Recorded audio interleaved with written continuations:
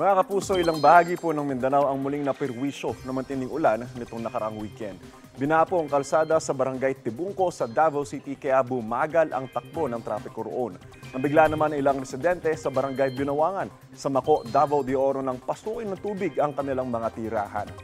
Rumagasa ang baha roon na naranasan kasunod ng lampas 2 oras na walang tigil na ulan. Umapaw rin ang kalapit na ilog. Putik at mga bato naman ang humambalang sa kalsada sa Don Marcelino, Davao Occidental. Pahirapan tuloy ang pagdaan ng maraming motorista. Nagsagawa ng clearing operation sa mga otoridad sa lugar. 3 naman ang namatay dahil sa magkahiwalay na insidente ng pagkalunod sa Sultan Kudarat. Patay ang mag-ina sa bayan ng Lebak matapos anurin ng tangkay nilang tumawid sa ilog sa gitna ng malakas na ulan.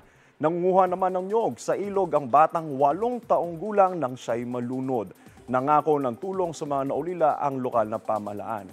Ngayong Lunes, mga kapuso, asahan po muli ang masamang panahon sa Mindanao. Dulot po yan ng Intertropical Convergence Zone. Ayon po yan sa Pag-asa. Apektado rin po nito ang Visayas at ang Palawan. Base po sa rainfall forecast ng Metro Weather, posible po ang light to moderate rains ngayong umaga sa ilang bahagi ng Quezon, ng Mimaropa Region at ng Visayas. Sa pagsapit ng hapon ay uulan na rin po sa ilang panig bansa kasama po dyan ang Metro Manila. Posible po ang heavy to intense rain sa ilang lugar. Pinaalerto po mula sa banta ng baha o landslide ang mga lugar na ilang araw nang inuulan. Paalala po mga kapuso, stay safe and stay updated.